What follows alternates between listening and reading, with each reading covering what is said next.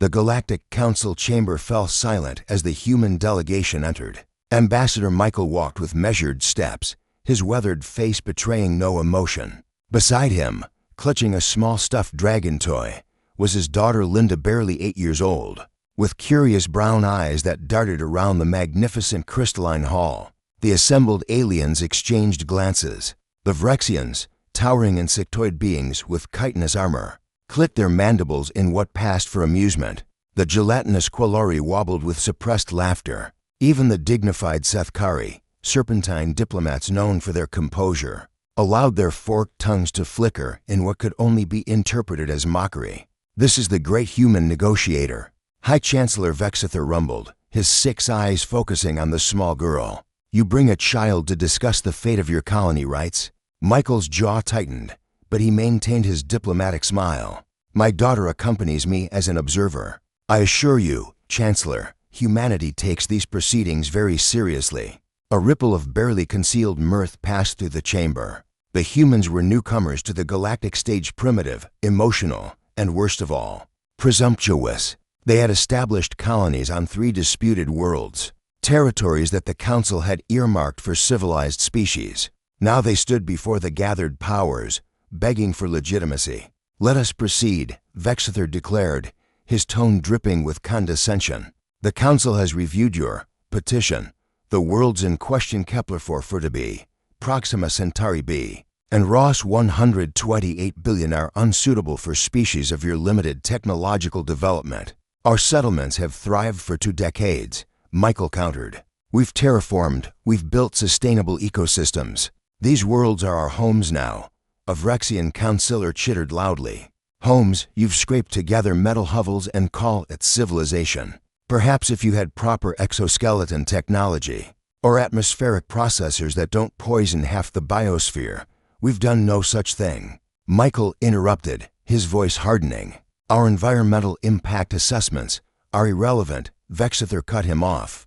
"The Council has decided. You have 30 standard days to evacuate your colonies. The worlds will be reassigned to species with appropriate developmental credentials." Linda tugged on her father's sleeve.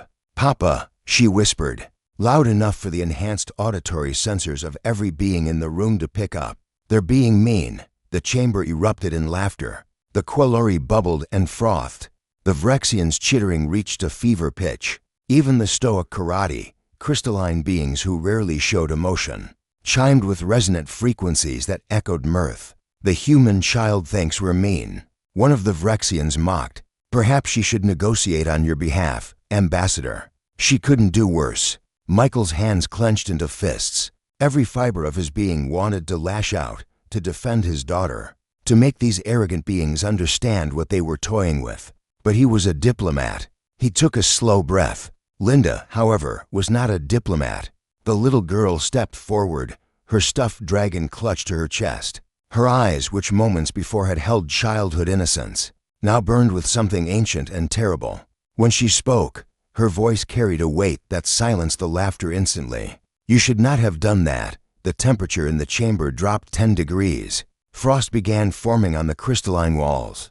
Vexither's mandibles twitched nervously. "What is this?" "Human child, return to your father's side immediately."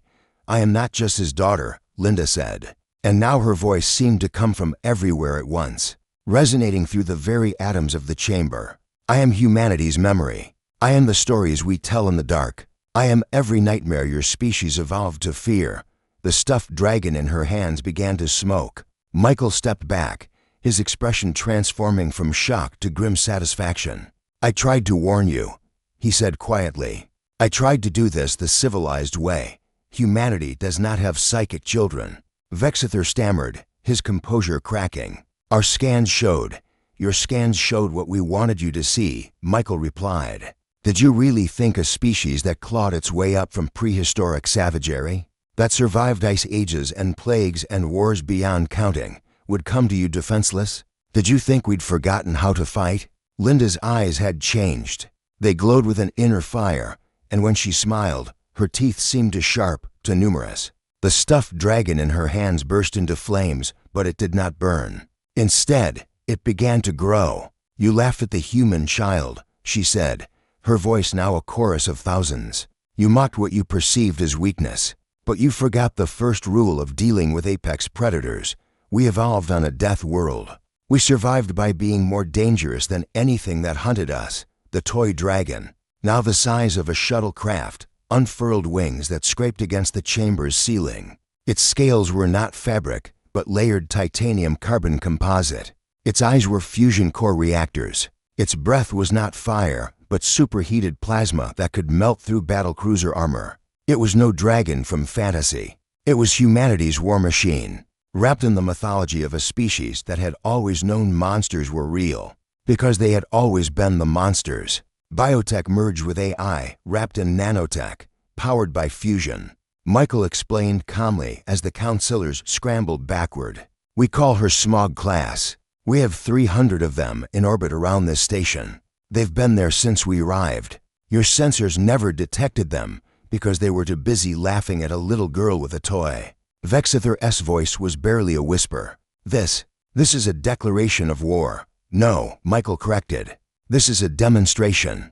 War is what happens if you force us to evacuate our homes. War is what happens when you underestimate humans again." He placed a gentle hand on Linda's shoulder, and immediately the dragon began to shrink, the temperature normalized, and his daughter was simply a child again. But no one in that chamber would ever see her that way again. "We came here for peace," Michael continued. "We came for recognition, for a seat at the table of civilized species. We brought our children because we wanted to build a future together. But make no mistake, we will not be pushed aside. We will not be mocked, and we will never abandon our own." The council chambers remained silent. Finally, Vexither spoke, his voice carefully controlled. "Perhaps we were hasty in our assessment. The council would like to reconsider the human petition, with full colony rights and representation." Michael smiled. "I thought you might see it that way, Chancellor." As the human delegation departed, Linda clutching her stuffed dragon once more, the aliens watched in newfound respect and barely concealed terror. Humanity had arrived on the galactic stage, and the dragons had awakened.